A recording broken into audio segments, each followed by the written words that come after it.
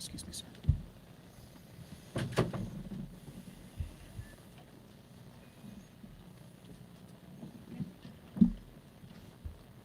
Good morning. Thank you, everybody, for coming. My name is James Covington. I am the Regional Communications Director for ICE Northeast. More importantly, today, I am the Communications Director for ICE Boston. Thank you for coming out to our press conference announcing the results of a recent enhanced immigration targeted operation. So without further ado, I'm going to turn it over to the Acting Director of ICE, Todd Lyons. Good afternoon, everyone. Before we begin, I just want to take a special thank you to thank our partners. Without partnership, this is really key to the success of the ICE mission and DHS as a whole. To U.S. Attorney Leah Foley, the Boston Field Office Director Patricia Hyde, Special Agent in Charge Michael Crow, Mike Manning, Customs and Protection, Boston, Scott Reed of the ATF, Matt O'Brien at Diplomatic Security Service, Stephen Bello, DEA, Brian Keyes, U.S. Marshals, and the men and women of the U.S. Border Patrol that are with us every day. These brave men and women have worked tirelessly to arrest approximately 1,500 criminal aliens and illegal aliens during Operation Patriot. In the beginning of May, ICE and its federal and state partners launched the whole-of-government effort to remove dangerous criminal aliens from all over the Commonwealth. I'll let our Boston Field Office Director give you the specific numbers of Operation Patriot, but what I can tell you is this: that hundreds of brave officers and agents risk their lives every day here in the Commonwealth to remove dangerous criminals from Boston, Worcester, Springfield, Lowell, Lawrence, Nantucket, Martha's Vineyard, and several other communities across the Commonwealth.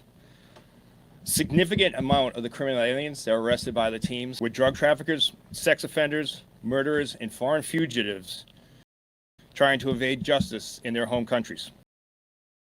Immigrants. They are criminals, and they will be treated as such. This is about public safety, plain and simple. Our job is to protect the public, to prevent harm, and to uphold the rule of law. My office will continue to prioritize the prosecution of individuals who are in this country unlawfully and those who pose a threat to our community. Just as I said when I first became U.S. Attorney, if you threaten the safety of our residents, we will find you. We will hold you accountable, and when appropriate, we will remove you from this country. This is the land of opportunity, not the land for opportunists. Enough is enough. When we will hold you accountable for when you commit crimes in this jurisdiction. My office will continue to support and work with ICE to bring charges against those who come here illegally and commit crimes.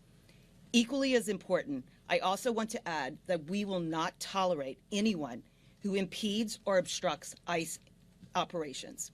What I have seen on the news and in social media is concerning, to say the least. Agents' safety is paramount, and it is a felony to threaten or assault a federal agent. I want to be clear about that. No one is above the law. This is non-negotiable. The law in this area is clear, and I will not sit idly by and watch federal agents being threatened. I also want to thank our partners at ICE and HSI, as well as our federal, state, and local law enforcement agency partners. They tirelessly work collaboratively to stand by each other and to make our community safer. Today, we are announcing real progress. However, we are not done. We are only getting started. And I would like to introduce Patricia Hyde. Good morning. Thank you, U.S. Attorney Foley. The Commonwealth of Massachusetts is a safer place today, thanks to the work and determination of the men and women of ICE and our federal law enforcement partners. Working together, we were able to arrest almost 1,500 illegal aliens throughout the Commonwealth during the month of May, most of whom have significant criminality in the United States or abroad. Throughout this enhanced immigration enforcement operation, ICE and our federal partners targeted the most dangerous alien offenders in some of the most crime-infested neighborhoods of Massachusetts. Our efforts resulted in the arrests of 1,461 criminal alien offenders. 277 of those offenders have been ordered removed from the United States by a Justice Department immigration judge. Make no mistake, every person we arrested was breaking our immigration laws. But most of these individuals, 790 to be exact, had significant criminality as well. That is 790 alien offenders who victimized innocent people, who traumatized entire communities. Represented in these numbers are murderers, rapists, drug traffickers, child sex predators, and members of violent transnational criminal gangs. We arrested criminal aliens who have been convicted of violent crimes in the United States, and some of who were wanted for criminality in their native countries. All made the mistake of attempting to subvert justice by hiding out in Massachusetts.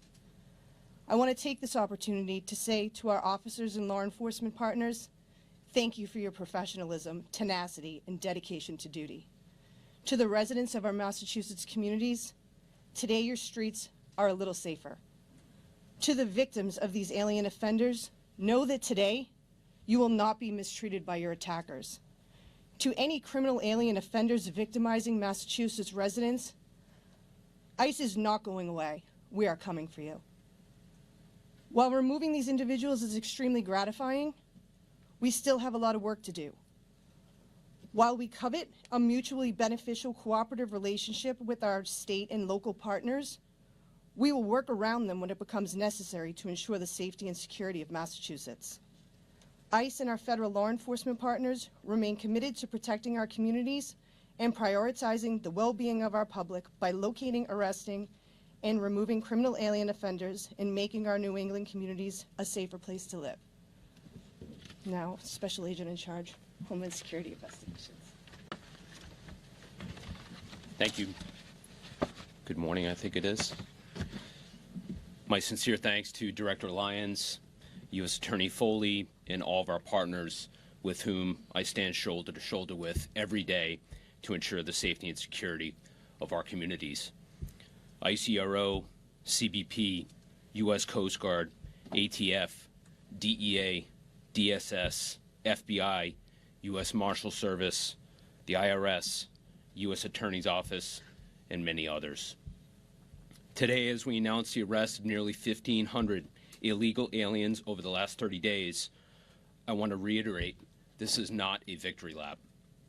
Today is a collective reaffirmation of our commitment to ensuring the public safety and national security of our communities. With each agency bringing unique authorities and expertise, HSI Special Agents will continue a whole-of-government approach to take the fight to transnational criminal actors and organizations who poison our communities, who exploit and victimize our children, who defraud our citizens and government systems, who illegally harbor and employ aliens, who perpetrate violence, and all of those who choose to ignore the rule of law. It should be no secret by now that you will continue to see all of our special agents and officers in your communities conducting daily enforcement actions 24/7.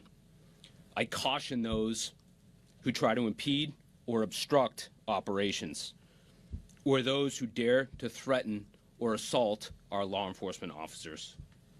We have been and will continue to be working with the U.S. Attorney's Office to investigate and prosecute you to the fullest extent of the law. Our job is to uphold the Constitution, and that's exactly what we're doing.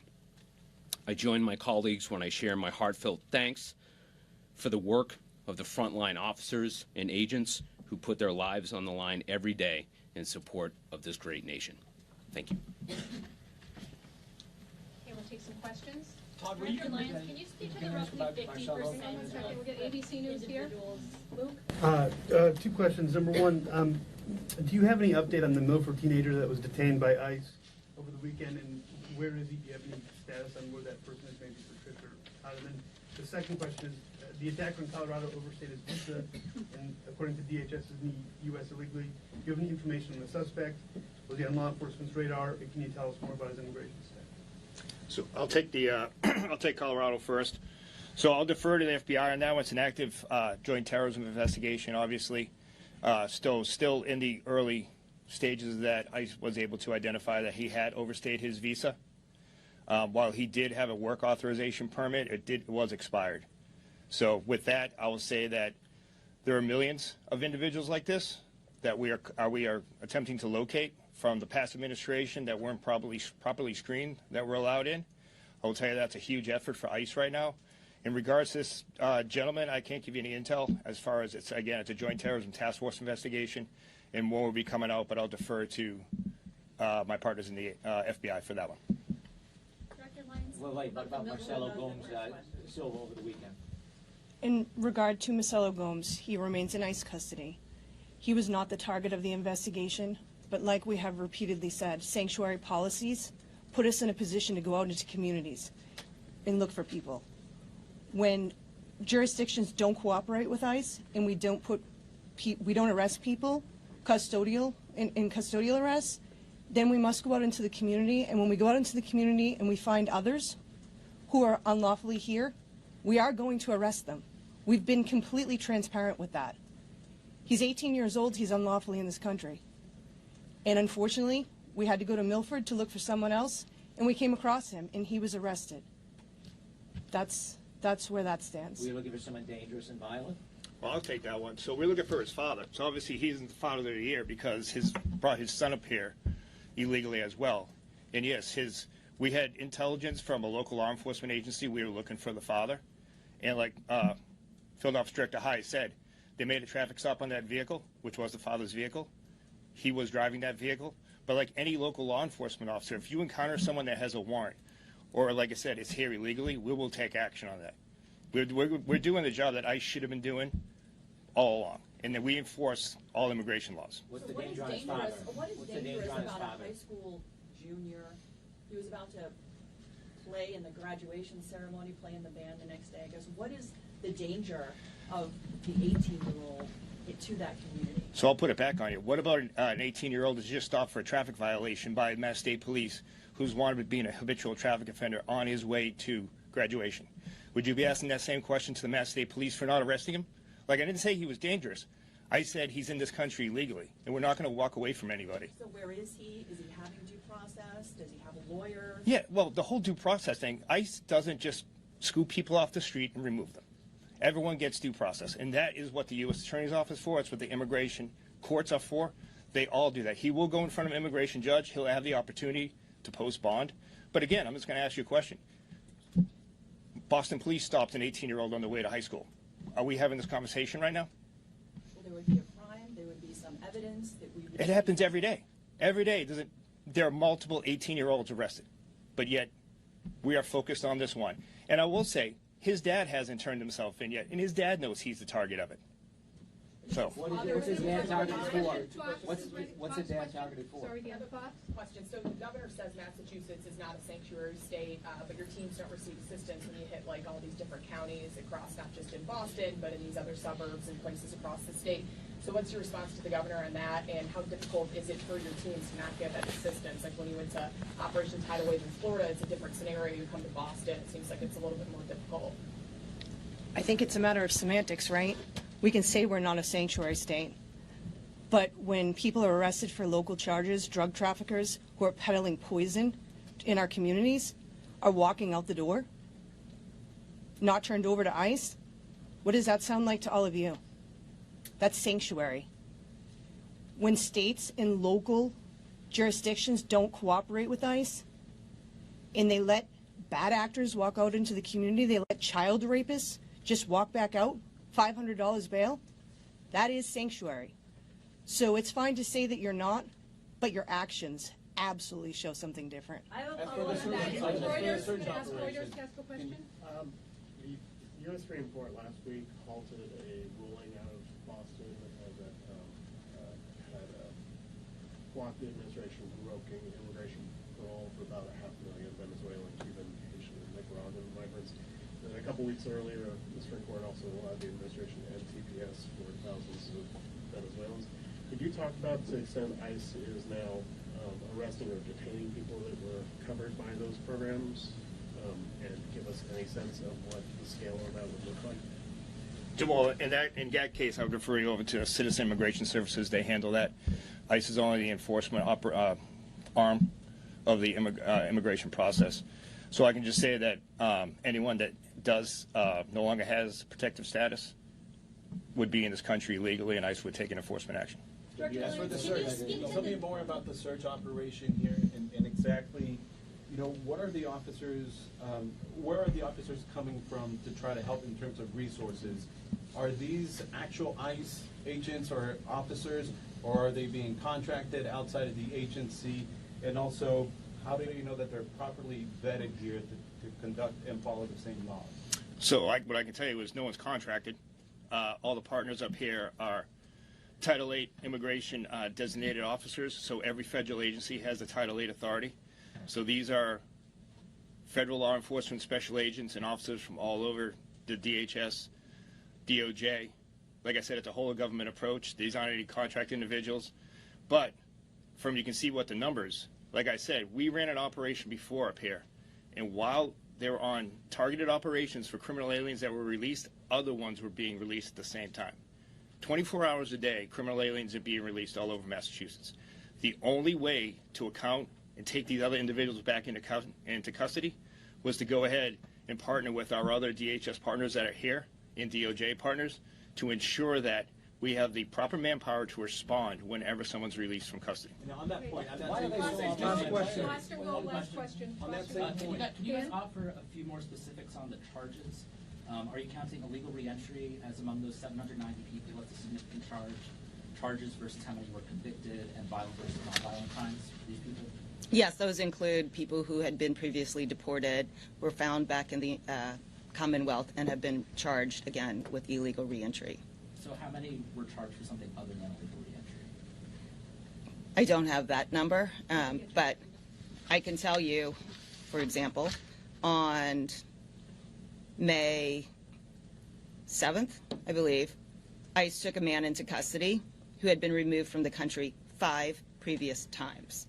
He had been arrested 9 times on serious criminal charges, including assault and battery with a dangerous weapon, indecent assault and battery on a person, kidnapping, unarmed robbery, threatening, and intimidation, and he had a conviction for an OUI. Another man who was arrested in Worcester had been deported 4 previous times. He came back into this country, had 3 open OUI charges.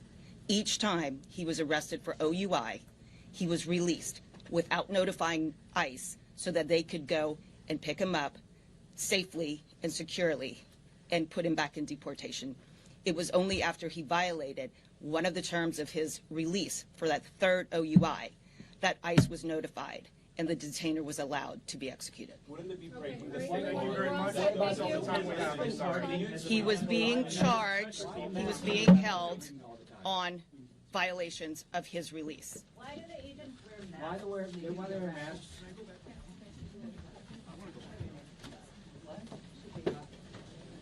Okay. And also, what do you say when there's people who are charged with child rape who are out on bail facing more than 10 years behind? No, not the mask, the mask. So a lot of agencies were invited to come out 2 weeks ago in Los Angeles where we ran an operation where ICE officers were doxxed. So let's just say that again. People are out there taking photos of the names, their faces, and posting them online with death threats to their family and themselves. So I'm sorry if people are offended by them wearing masks, but I'm not going to let my officers and agents go out there and put their lives on the line and their family on the line because people don't like what immigration enforcement is. They are wearing those masks because we ran an operation with the Secret Service where we arrested someone that was going online, taking their photos, posting their families, their kids' Instagram, their kids' Facebooks, and targeting them. So let me ask, is that the issue here, that we're just upset about the masks? Or is anyone upset with the fact that ICE officers' families were labeled terrorist? It's about the identification, sir, because some of these agents don't have labels. All right, he's intentionally targeting heads of households in an effort to financially pressure people to leave the country.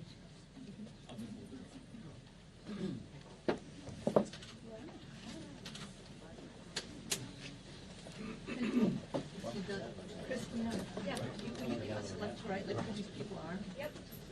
Christina, are you able to explain? Someone, I just want to make sure, like, actual people going in my office. All right, thank you, guys. I'm sorry. Attorney Foley just talked about some cases. Yep. Can you get us names and the Absolutely. districts that they were placed in? Yep, which ones, the last few that you mentioned, Worcester? She named the DUI, Yep. the one who was May reported, 7th. like, 5 times. New Bedford, anything? Are you guys just not gonna release the entire manifest of everybody that you rounded up and all of the charges that are associated with them? So you're talking about the criminal charges? So there's a difference between the administrative arrests, which ICE does. Looking for the breakdown, so Yeah. for all, because it says 790 of them are criminal, what about the other nearly, 700, like, who are they? So I don't know how ICE handles that. When Jim comes back, we can, ask him if he releases names that way. Obviously, on the criminal side here, when we file criminal charges, that's easy. We can. That's part of the problem, we can't look and see, like, who they are. If it's administrative, there's no public record, or if they're just taken into. That's not a DOJ arm, so I don't know. And many of the people speaking today refer to the people taken in as having criminality tied to their name. Does that mean they were charged? No. Does that mean that they were convicted? I think they were referring to criminal records. So if there were criminal charges, they would be here. It would be public. That I can give you. I can give you the 53 cases, right? I mean, that's easy. So criminality means they were convicted of the charges, of the crimes they were charged with? Not necessarily. Yeah. Some people have open cases. Some are convicted. But Yeah. when you put on, are you putting on a press release? ICE that is- breaks this down, or just ICE? And will they give ICE. us the actual, I don't know. the list of the names? I will ask where they James are, how he- Where there's a public accounting, and also some of these people came into the country, or some of the cases you had recently came into the country like decades ago under various administrations. Yep. And they came back repeatedly. So where's the breakdown in terms of some of these people, like you talked about people that are out released by officials, he was judges, right? Like judges released Yes. them. So are these people awaiting trial on state charges, or are these people who are already convicted, serve their state? So these are questions for ICE. I don't know how they handle these things. Yeah, it would have been. But we can ask him, and I will ask James to come out and answer some questions informally to help you guys out on the ICE front. The 53 were criminal cases charged in this building. Okay. And that had to do with the 1,500 people, 53? I don't know if this is an ICE poster. I don't know if it's that. Yeah. So those are folks that we've arrested since January 20th. Okay.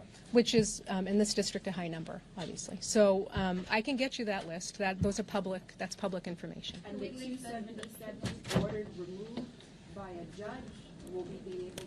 So that's an ICE function. So DOJ and DHS are separate entities, and so I'll have to rely on our ICE counterparts to answer any questions. Any influence we have is really, really helpful for us to be Yep. able to see the breakdown.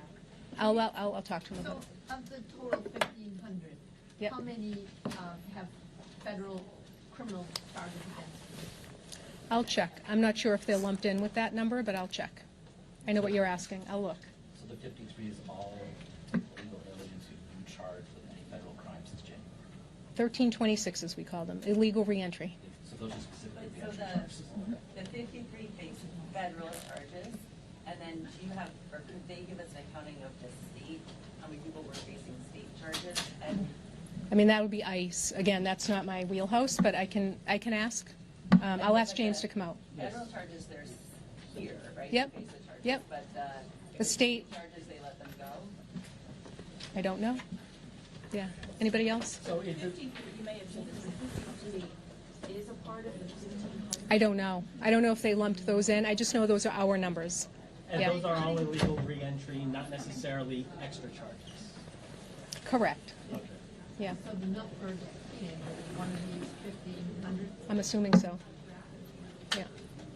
Yeah. There were no charges brought here, so I wouldn't know. So Yeah. Director Lyons said that they got some information on the Milford team as a result of a local law enforcement agent. So I don't think they're going to get into specifics. So James, they were asking questions about the numbers, the 1,500. It was 1461 was the final number. Are you going to have a list of all the people? Are you going All of them? No. Why not? I mean, because we don't do that for privacy Someone's reasons. not entitled to know who the arrested? If you have a question about certain people, I can certainly do that. I want You want to know all the names? Let me get back what to you. they were charged with ICE. Can you give us a, like, so can I? Yes, there is a press release out. It should be on ice.gov newsroom, and it goes through all these folks. Or give us left to right so we know who's who? It has their picture next to next to their. So, James, in New Bedford, we've noticed that since the president's inauguration, most of the people detained have been men, and many of them are heads of households contributing significantly financially to their houses. Is that an ICE tactic to pressure families to leave the country of their own volition after somebody's deportation? I have to refer you to either Todd or to. I was told I was going to be answering questions about the individuals. Yes, sir. There was a lot of accusations saying that local jurisdictions, especially the ones that are sanctuary cities, not abiding by the request to hold somebody. But, you know, something we were trying to ask here is, there's a Lund decision here, and a lot of these jurisdictions will say they don't have that authority because then they would be breaking state law. And so we, you know, the question was asked and not picked up, and so I just wanted to know what is ICE's really stance on that. I mean, that's a fair question, but I'm not. I don't. Tell you what, why don't you email me the question? Yeah, If there's some that talks to questions that you policy. think, we just give us a minute to. The ID, should they have ID? In some operations, there's no identification. But these are getting into policy issues. I don't think Again, James can handle. I Yeah. have a super quick question about Marcelo Gomes' case. Director Lyons said that his dad was the target of this. Can you speak to? We have a statement coming on that out on that later today, ma'am, and it'll speak to Do you that. have anything related to his, if he has a criminal record? I would have to look into that, ma'am. I don't know. I've been. Out of the nearly 1,500, 1,461, how many had pending criminal charges? We had 790 had either convictions or pending criminal charges. In terms of that Milford student, would he have been detained if he was a minor? So, again, you're getting into policy, sir. I'm here. I'm just answering questions on the press release and what we're going Going into. off his question, can you just talk? Break down the pending versus convictions when you give those numbers out? I can't do it right now, ma'am. I'd have to have my notes in front of me. But if you want to No, email, get that out to us. We can email you just to know of, give us a big picture look at how many. You had this announcement today of all these people. How many had prior convictions? How many were facing current charges, and how many didn't? And then if we could get the names of all of them. let me see what I can do about the names. Just to go off of his question here, what's the expectation for the sanctuary cities and states, towns? Again, I think, why don't you email that question to both of us, and we'll try to get you an answer. The expectation is that they honor ICE detainers, that they turn over, violent criminal offenders to ICE when If there could be some clarification too, I mean, because the state says we're talking about civil detainers versus criminal charges, but is ICE saying that they're not getting any cooperation from the locals on helping arrest people that are facing criminal charges? that's a jurisdiction by jurisdiction question, ma'am. I would defer you to the field office director for that. Clarify, when you say some of those 790 were pending criminal charges, are some of them also people who have criminal records but those charges were dismissed? Only pending? Criminal records charges dismissed. None of them were in that case. If the charges were dismissed, then That is not part of it. yes, sir. So 790 people who either had convictions or criminal charges pending. You say that you want specifics. One that we haven't heard today, Ramesa Oster. Have you ever heard yet why? That's an HSI question. I can't answer that, sir. Here today. Right. I mean, Get an answer on why. you'd have to ask the State Department that, sir. I'm sorry. I'm not the State Department. ICE was involved in the arrest. I can't answer the question, sir. Anyone James, else? How many agents participate? This is a month-long surge. How many agents from all these agencies? How many total? Where did they come from? They came from well, like you saw, all the folks here. We had some surge capacity. What's the word I'm looking for? I'm sorry, I'm very tired. How many total agents? Do you have that number? I'll have to get that to you, sir. They were coming from other EROs from across the country. Is that safe? From other regions, yes, sir, but not. I don't know if it came from all across the country, or if they were just in the Northeast. And but all of the agencies you saw Right. standing here today. Right. there were other. Yes, sir. We do see FBI and DEA often out there, especially more recently with this surge. But the thing is, I think part of the identification of the mass problem was, again, identity. Some of them just say federal officer, some of them don't say it, and so. They should all be wearing. They all have badges, correct?